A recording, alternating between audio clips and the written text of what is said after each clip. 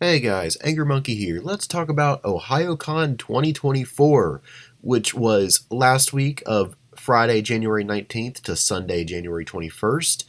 Also known as Snowhayocon, because yeah, there was quite a bit of snow this year. Usually the snow hits like Saturday night to Sunday morning, and this year it decided to come a little bit earlier, hitting us Thursday night and Friday morning. So I actually had to drive to the convention in all that delightful snow. Yeah, that was interesting. Although not too bad once I got on the highway. Now, before I actually talk about the convention itself, I have to address the boycott that was happening during that weekend. So it's hard to tell on who all didn't come because of the boycott and who all couldn't come because of the snow. Because, like I said, the snow was not great. It got pretty bad, um, depending on where you're coming from. Friday morning. So yeah, Friday was a little on the slow side, but Saturday was definitely a lot better. But again, we had this boycott. I've got the ANN uh, article in the description below. I was going to read the whole thing and cover over certain points, and I just kept scrolling and scrolling. And this thing that I have here, just pause if you want to read certain parts of it, or again, just the description below. It took 15 minutes, almost 15 minutes, to just scroll, not even reading, just scrolling through it because this article was so long because of how complicated this was. So, um, I know that there's going to be a lot of angry comments below. Just don't. If I see a bunch of angry comments about how dare you go to Ohayocon, and I don't know, I'll probably delete a lot of those. So just please don't waste your time. Move on to a different video, because I'm still recovering from con crud, and I'm just not in the mood to deal with all the drama. Uh, I just feel I needed to address said drama because that unfortunately was a huge part of Ohayocon this year. And like I said, it was so complicated that I don't even understand what the drama really was. All I know is Melissa Phelps did a hostile takeover and firing a couple board members. There was apparently some copyright stuff that was in the mix between the Ohio Red Cross and some Sakura logo. Um, and so there was a lot of disputes there, and apparently things just spiraled out of control. And then everybody's like, "All right, we gotta boycott OhioCon and all that." That's probably even wrong. Like I said, like it was so complicated that just skimming through it, there's no way I was going to be able to retain what I read. That's not even the point of this video. The point of this video is to just describe my experience at OhioCon. But this thing was such a complicated mess before the con even started that I kind of needed to at least bring it up. So, now that we got all that out of the way, let's get started to actually talking about OhioCon 2024. So I got there, it was probably 11:30 maybe. And then actually took a little bit of time to get my hotel room, get my badge, and all that stuff. The first panel I wanted to go to was this History of Magical Girls panel, which sounded really interesting. Unfortunately, those panelists didn't show up. Um, and I'm thinking, all right, that's kind of a bad first impression of this convention if the very first panel you were going to go to was canceled. So then I had to find something else to do. And by the way, there were numerous panels I was going to go to that were canceled. Again, not sure if because of the boycott or because of the snow or because of the infamous room A212, I think, which for some reason, like half the panels that were hosted in that room were canceled for some reason, or at least that's what it felt like, because I know that two or three panels that I was going to go to were in that room and they were canceled. So who knows? Maybe they got lost. I mean, it's a big convention center, but um, I just want to believe that it's some cursed room or something, or they got lost. It's more fun than what the most likely reason is. So I decided to then just head to the vendor room where the voice actors and guests are, and see on who was sitting at their tables, see on how long the lines were, and maybe get some of the autographs out of the way. And yeah, I was able to get all my autographs done between what, like 2 and 6 or something. And that was also with shopping in the middle of that too. In fact, I think there was also a panel in the mix of all that too. So yeah, it was really good, really um, proficient to get all my stuff like that done quickly and like in the first few hours of the convention. But I met some really great people there. I met Dorothy Fawn, who was both Chihiro and Sayaka in the first Danganronpa game, and so I got a really cool um, print there of all the characters, and I thought, you know what, maybe I can have everybody sign that, and it just so happened that Keith Silverstein, who is Owada, was also at the convention. Now, Keith was also at Ohayocon last year, but I'm like, you know what, I've got a few things that I'd like for him to sign that I didn't either have last year or didn't realize that he was going to voice or did voice or whatever, or didn't have access to a print with those or whatever. So he signed that same Danganronpa picture, but he didn't like how it turned out, so he gave me that other Owada print for free, which was really cool. I mean, Keith's a great guy, so if you ever see him, say hi to him. He's cool. But he was also Orochi in One Piece, so I got this Orochi picture here, and it says, "Finally, I had my revenge," which is great.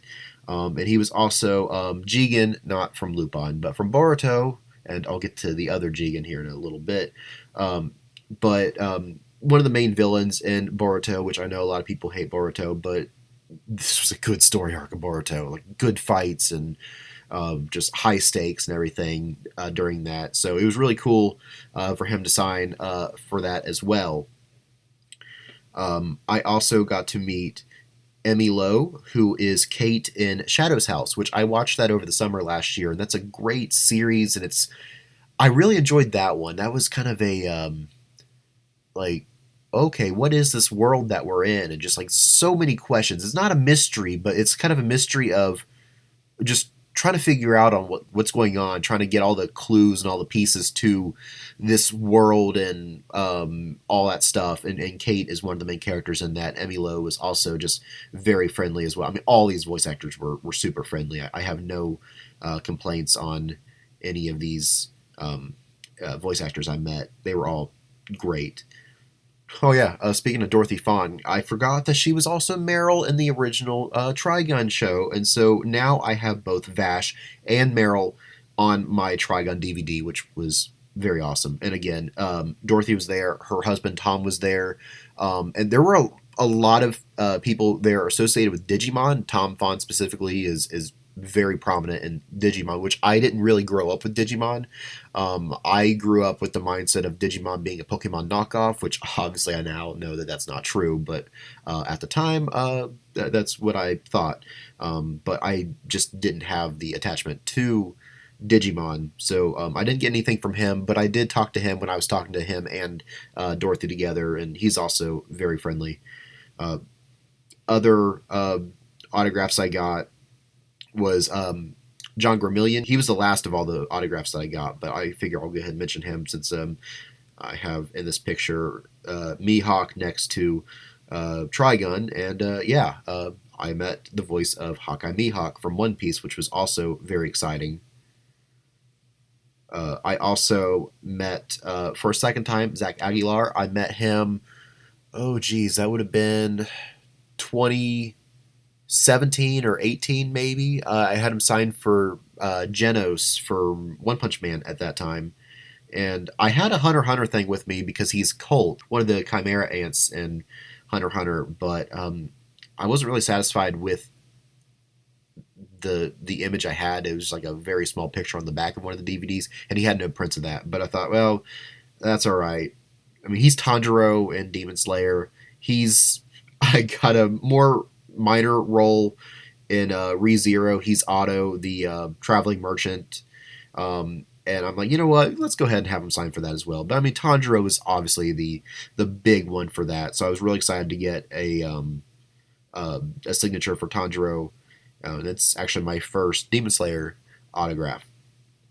Now, probably my favorite autograph or voice actor that I met was Stephanie Young. I've been wanting to meet Stephanie Young for, well, since 2016, um, who is Nico Robin in One Piece. And so now I have 7 of the Straw Hats. I'm missing Sanji and I'm missing Chopper and I guess Jinbei now. But Jinbei's not in that picture, so I don't really know what I'm going to do there. But um, she was super friendly, and she saw that I had Patrick Seitz, the voice of Frankie, and she says, "When'd you get that? Because Patrick hasn't done conventions since, well, 2020." I said, "Oh, well, I met him at MatsuriCon in 2016," and she's like, "That's really cool because a lot of people who are collecting Straw Hat signatures, they have everybody except Frankie." So she thought it was really cool that I had Frankie when a lot of other people don't. So yeah, that was. Oh, she was also very great, but she was also Arachne in Soul Eater, which I've not seen Soul Eater yet, so I don't have an attachment to that character. But I'm sure I will appreciate the character quite a bit once I get into Soul Eater. That's also my third autograph on that because I've also met Death the Kid and their teacher Lord Death as well. But Stephanie Young also voiced Olivier in FMA Brotherhood. So I got a picture that's actually from one of the DVDs where she is there. And me and Stephanie Young agreed, oh yeah, she's the best girl in the series, which I mean it is. If you've not seen FMA Brotherhood, I mean Winry's awesome, but she's probably like second place best girl behind Olivier because yeah, she's cool. Now there were a few other voice actors that I wanted to meet, but I didn't really have anything for them, or I kind of like ran over my budget on autographs, so I'm like, I can't get any more. But Bill Butts was there. He would have been cool to meet. Bo Billingsley, who's Jet in Cowboy Bebop, was there, but I met him in 2019 or 20 Ohayocon. But that would have been cool to run into him again. I almost had him signed for Old Man Rom in ReZero, but again, I kind of like hit my budget on autographs, so I didn't do that. Ellen Stern and Richard Epcar, they were at Ohayocon last year as well.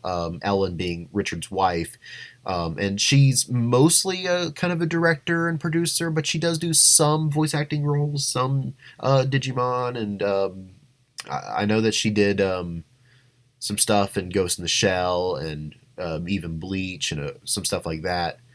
Um, and Richard Epcar, I mean, he's Jigen and Lupin and Zangetsu, Bobobo, Bato from Ghost in the Shell. So like a lot of big names, and he's got that very distinct, deep voice that you just recognize that immediately. So I think I said hi to them, but I didn't really get any autographs from them because I'm like I don't have anything new that I didn't get from them last year that I wanted, or I don't know. I at least said hi, so that's cool. So now that we're done talking about voice actors and autographs and all that stuff, let's get back to the actual convention itself. And I got footage here, and so I'm just gonna like show footage going through the hallways and the vendor hall and all that stuff while I just describe some panels that I went to. So I went to a Name That Anime panel, which had just some of the guests were just industry people that weren't voice actors, maybe directors, and some of the cosplayers were also on stage. And what they would do is they would read lines from an anime, and you had to guess what anime it was. So that was pretty cool. That was a lot of fun. And then I went to a samurai class. Samurai Dan, who was, I guess, an instructor teaching you the way of the sword. Um, and he had 3 classes throughout the weekend. So this one that I went to, the first one, was two sword style and showing like on how you need to place your arms and your swords in order to like have a good strike. He was also very funny. So here's just a clip of him talking about So that. that's the movement. Don't go all the way through and wide because you'll kill the guy who's also on your team standing beside you. Here, that's it. So they're still coming out, but they're not this way anymore. Slightly offset, 1 and 2. Okay, you ready? Now, briefly, I went to How to Talk to Girls, Guys, and Other Humans to Make a Connection with Rob Mungle, who's also voice actor Amana Jaku from Ghost Stories, being one of his bigger roles. It was a very entertaining panel, but I was only in there for maybe 20 minutes or half hour because I was looking like, when does the food court close? So I'm looking at my phone because I'm like, I really want that Charlie's Philly steak that I get every year. And so I saw one thing says that it closes at 9. I saw another thing says it closed at 2. And here it is like 8 o'clock. I'm thinking, oh, geez. I better get out of here and go get my Philly cheesesteak before they close. So I went down there, and they were open. They said they'd be open till 11, but when it was like 10 o'clock, they had already closed. So I don't know why one of the workers there would say they close at 11 if they closed before 10. But hey, I got my Philly cheesesteak, so that's cool. I would have also gone to Rob Mungle's sequel, which would have been in that same room right afterward, which is Let's Make Connections. So it's like, okay, now that we've explained on how to make connections, let's actually do that and make connections. But by that time, I already eaten, and I decided to also go to this old school anime, the 90s edition, with Shin Kurokawa, who's also an industry panel. And I met him last year as well. Worked on a lot of anime in the 80s and 90s. Now he's also like a J-pop guy, which I don't really know that aspect of his career. But like Bubblegum Crisis was one of the things that he worked on. That was like one of his biggest things that he worked on. But just kind of describing like just anime in the 80s and 90s. And that one felt a little disorganized, I admit. It was still interesting, but it felt a little disorganized on what point he was trying to make there. But yeah, it was still pretty cool.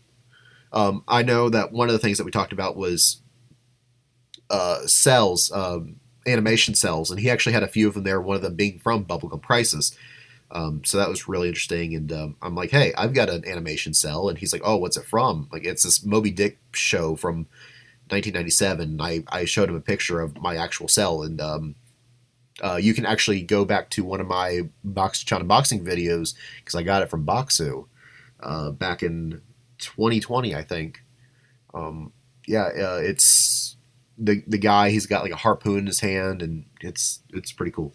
Cells are interesting, and they're expensive now. So I don't know how Boxu got a hold of some of those cells to give to his subscribers, but thank you for that. That was actually a pretty cool extra little item there.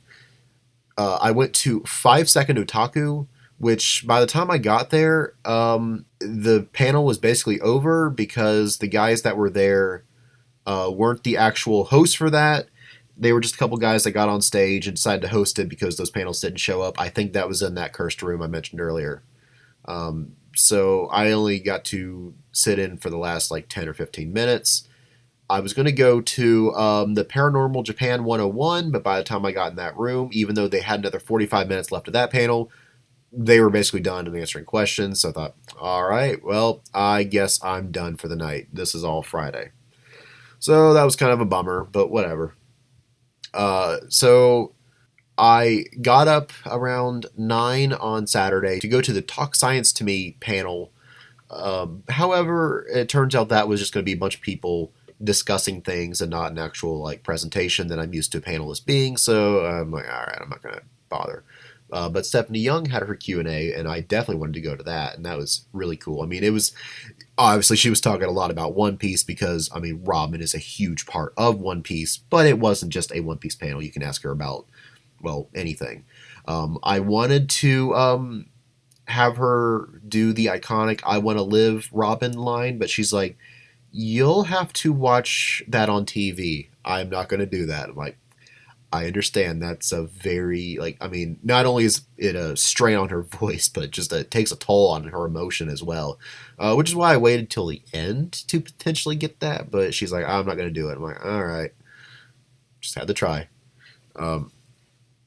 So then after that, I went to PokeScience Presents Legends of the Legendary, which was interesting, going through Gen 8 and Gen 9 legendaries and mythical Pokemon and their like real world inspirations and like what animal they are and like what legend they're based off of and all that. That was pretty interesting.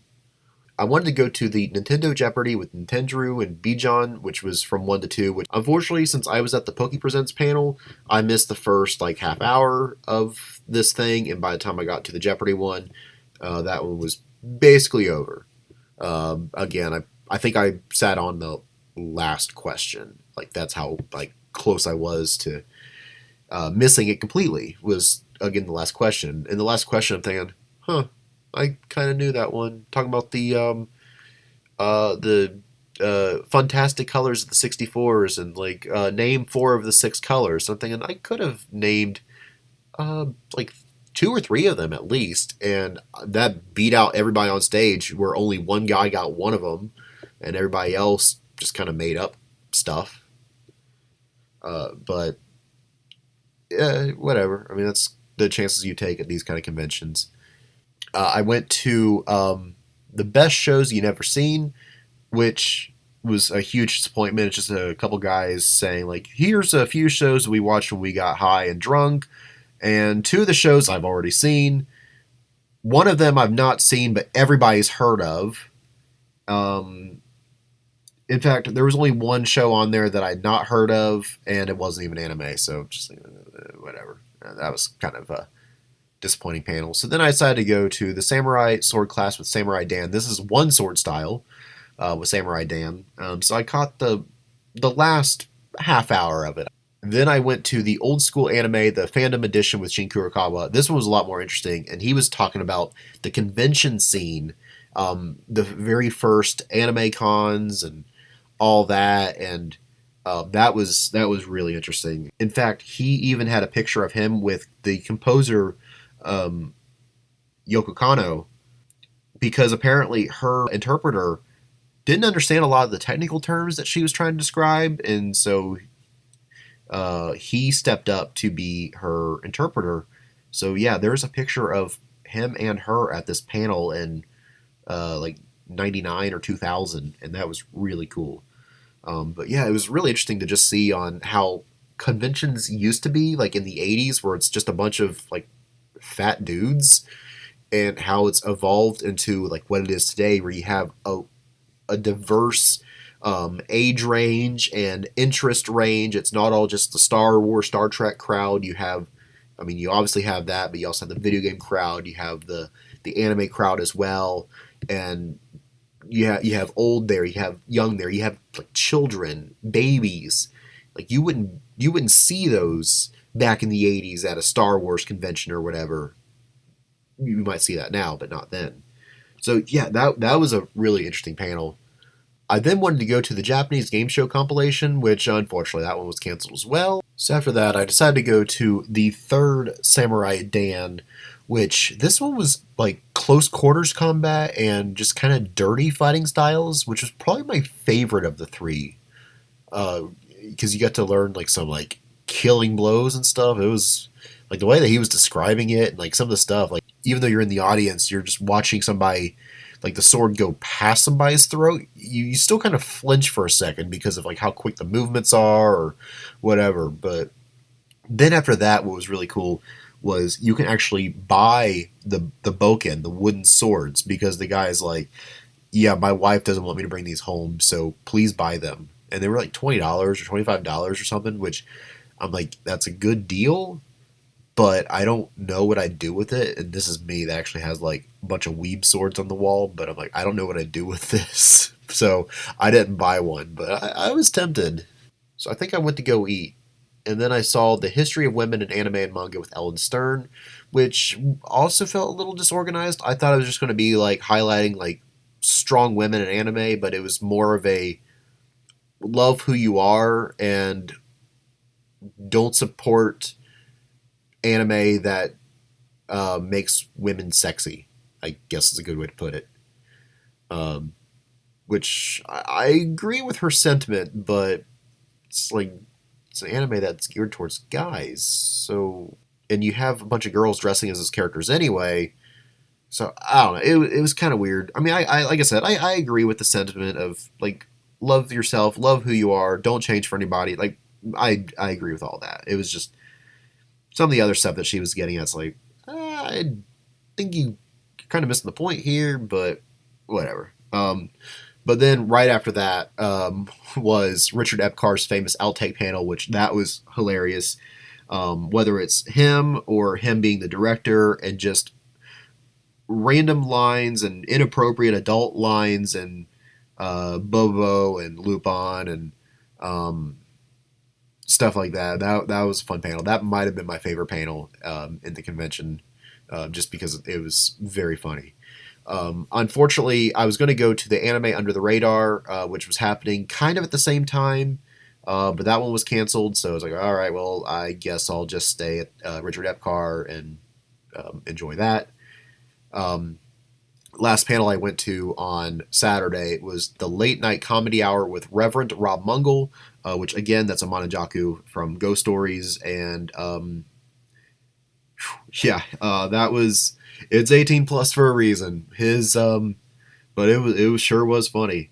My favorite part was talking about this movie that he was in like 2007 that he never actually got payment for, and it's like the most disorganized movie that you would ever watch, because the guy kept asking, be like, hey, give me $200 and I'll star your kid in it. So it was just kind of an unorganized mess. The Bracelet of Bordeaux, that's what it's called, 2006. It's an hour and a half long movie. It's supposed to be a kid's movie, but you had like, I don't know, shooting Nazis and stuff in it. So it's like, what?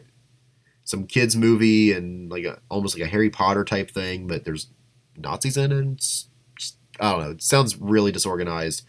It has a 12% on Rotten Tomatoes, so that tells you on how bad it is. A 2.9 out of 10 on IMDb, 1 out of 5 on Common Sense. So yeah, it's bad. But apparently Rob Mungle's in that movie and he never got payment for it. Then on Sunday, I went to the Pokemon Gotta Know 'Em All panel, and that was from 10 a.m. to 11 a.m. And I don't like the Kahoots app because you can win just because you hit the button faster, even if you still got the answer right. And I got second place, even though I got 64 answers right, and first place only got 62 answers right. I still got second place. However, I didn't really miss out on much as far as prizes, because it was just basically first dibs, second dibs, third dibs on the prizes that were presented to you. So I won some Pokemon cards, which is pretty cool, and this little Ohayocon silver medal thing. I mean, it's not actually silver, it's plastic, but like the silver medal for winning second place in this little thing. But so first place won this little swinging Rayquaza thing. It was kind of cool. I didn't get a good look at it though, just it was a Rayquaza thing. And then third place got a plush Eevee possible pillow. Yeah. And then the other item was a Pikachu puzzle, which I'm like, I'll take the Pokemon cards. That was probably going to be my pick anyway. But the Rayquaza thing, I just wanted to look at it, what it was. But yeah. But the same host was at the Pay the Bills, Fall in Love, and Fight Some Demons, which is basically talking about seinen and josei anime and manga, which is basically the more adult. So instead of the shonen and shoujo stuff, this is kind of the more adult, mature themed anime and manga, just to get some recommendations and stuff. So that was kind of a nice traditional panel that I normally expect to see at conventions, and that was basically the first one that was like a normal panel to me. I mean, not really, because the Shin Kurokawa stuff was like a normal panel, but like there weren't a lot of like recommendation type panels I usually see at conventions, but they hosted that one. And then right after that was the Dark Dark World of Shoujo, which yeah, some shoujo recommendations that, and just explaining on like it's not all cute and happy Sailor Moon type anime. It's some of them's kind of dark. So yeah, that was interesting. Yeah, I enjoyed that panel. I mean, I took pictures of all the slides and stuff. I'm not going to post all that because it's just, I don't know. I think it's going to just bog down the hallway footage and stuff. So then after that, I decided to go shopping one more time just to see on what was left, and then let's show what I got. So I got 6 figures, which was a lot. But I couldn't help it. There were so many good deals on that stuff. I just had to do it. But so I finally got my Megamine figure. I've been wanting Megamine for a while. And every time I find her, she's always $80. I got her for $45, which was amazing. And then next you got this Rimuru here, which, hey, I know who Rimuru is. I mean, I kind of knew who he was, but that was the only character in Slime that I knew.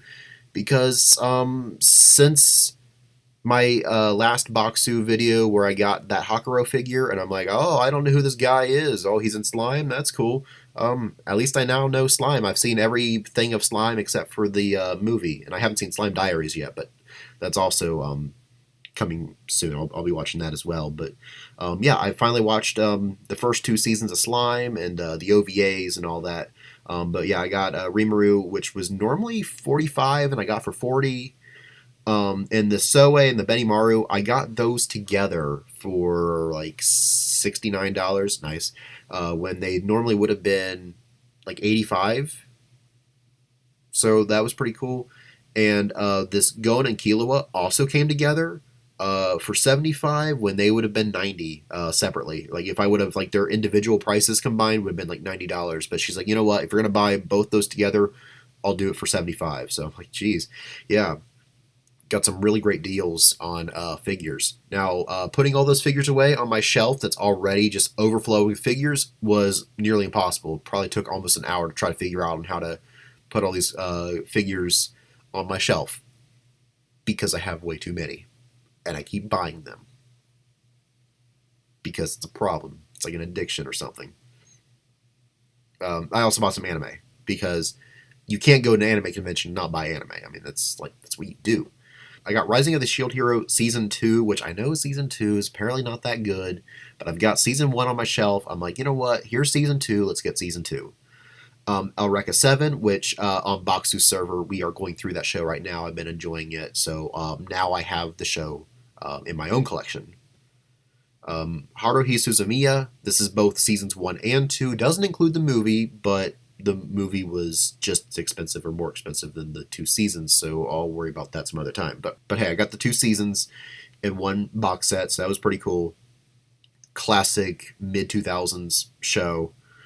I got Black Clover Season 4, which is the shortest of all the seasons, because Seasons 1, 2, and 3 are like 50 episodes long, and Season 4 is like 15 episodes or something. It's weird. It's like you have a time skip, 15 episodes, then hiatus. Yeah. And then Zombieland Saga Season 2, which I've seen Season 1 when it was new in 2019.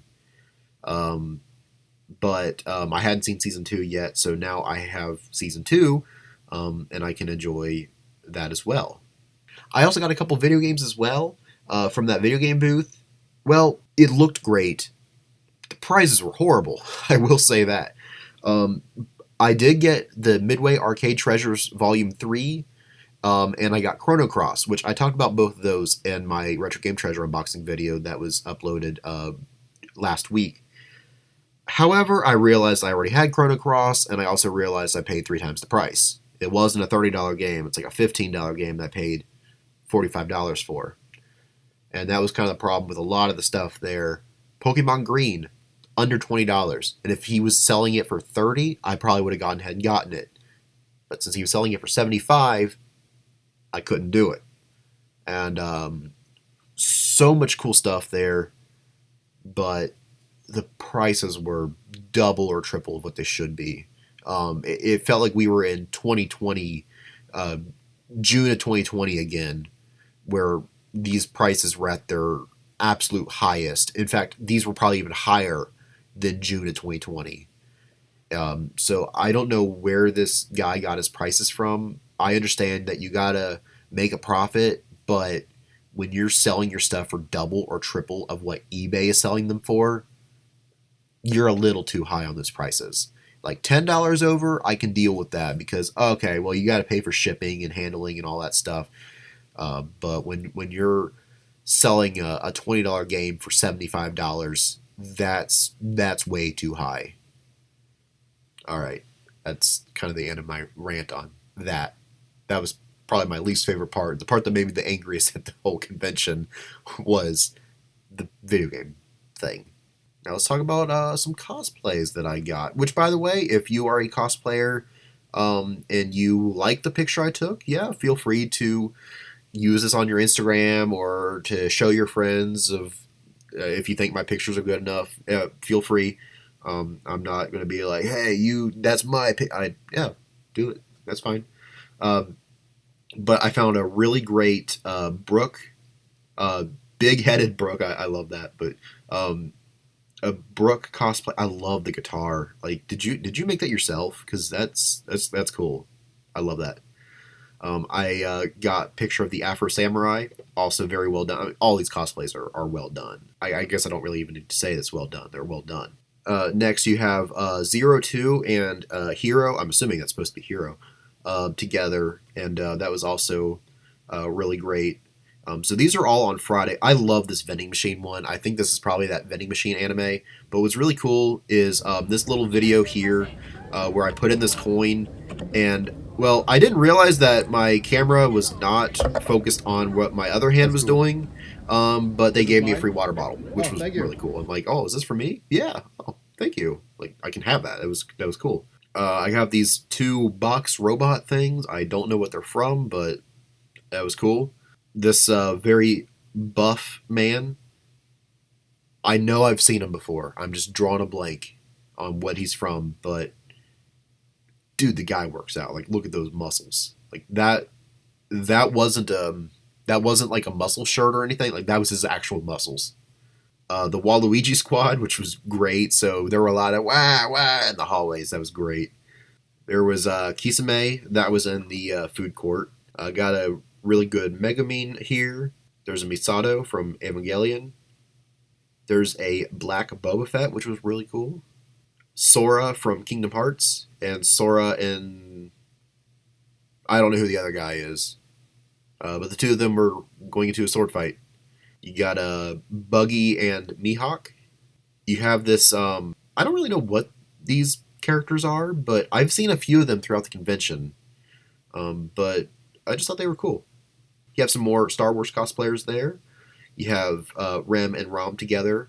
That was also very well done. You have now I don't know too many Five Nights at Freddy's characters, but I know that's Bonnie. I believe is that character's name, Bonnie the Bunny. I played the first Five Nights, not beaten it because I'm terrible at video games, but at least know the characters in the first one.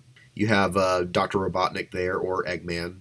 I think it is Eggman, but since he used to be called Robotnik, there's still a part of me that wants to call him Robotnik. Anyway, yeah, you have Kobe and Garp and Robin all together, which was also very well done. You have one of the Subway trainers in the Black and White games, what, Ingo and Emmett or something?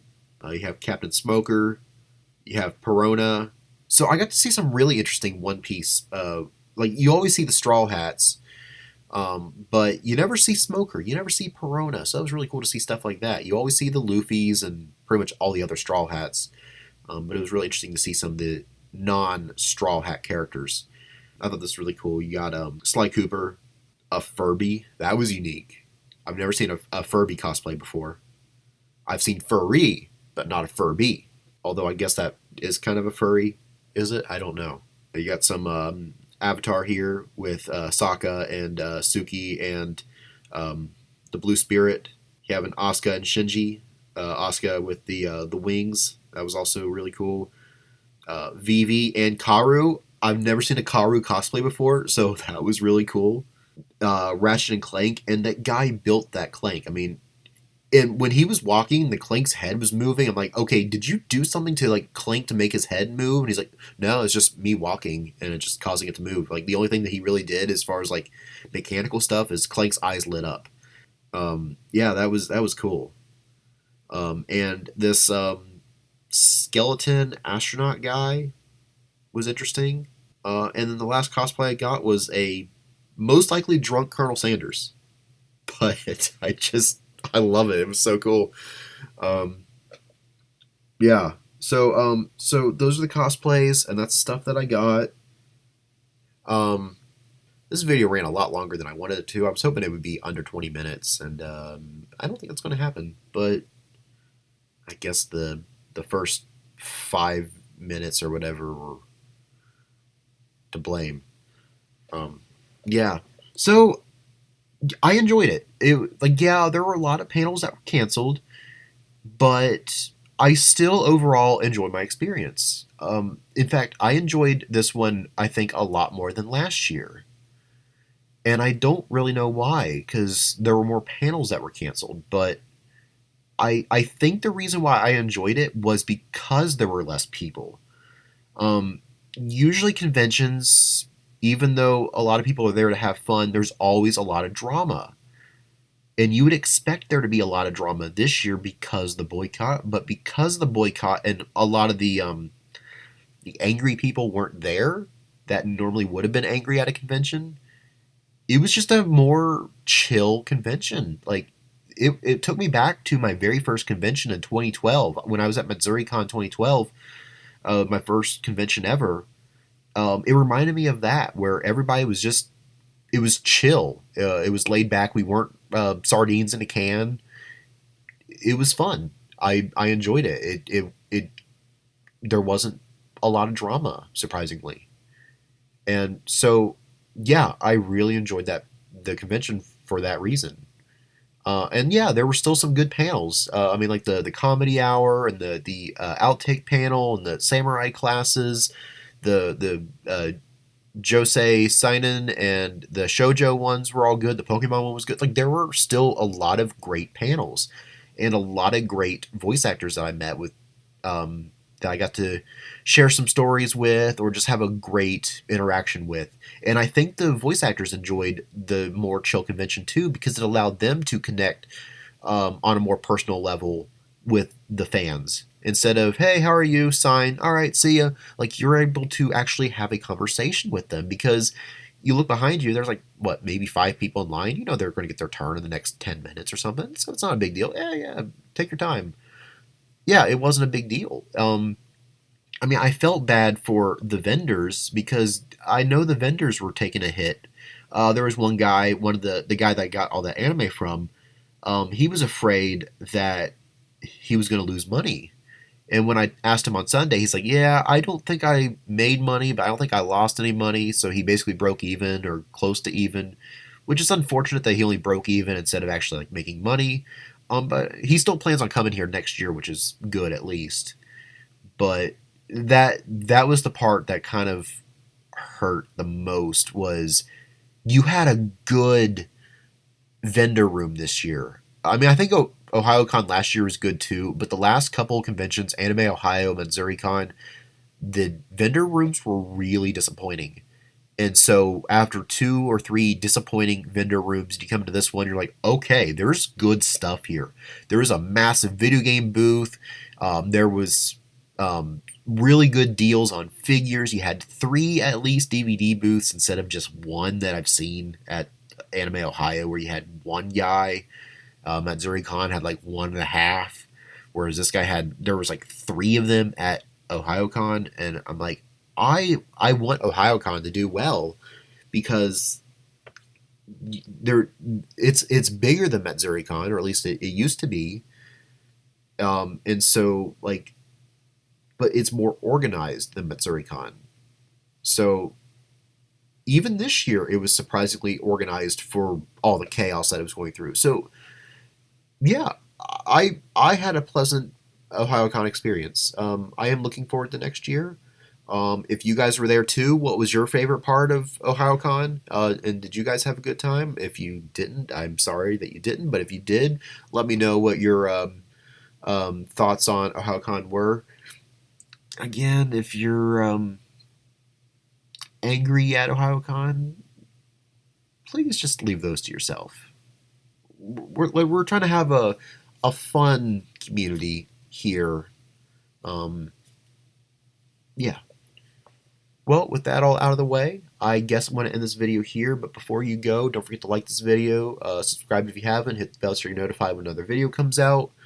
Um, I have a feeling that you're going to see some improvements on the Let's Play stuff going forward. So if you've been a little disappointed with the quality of videos in the last 10 years, hopefully what you're going to see is going to change that a bit. And if you have enjoyed, then you're probably going to enjoy more of that because of, let's just say that I'm changing my system. It's not going to be DVDs anymore.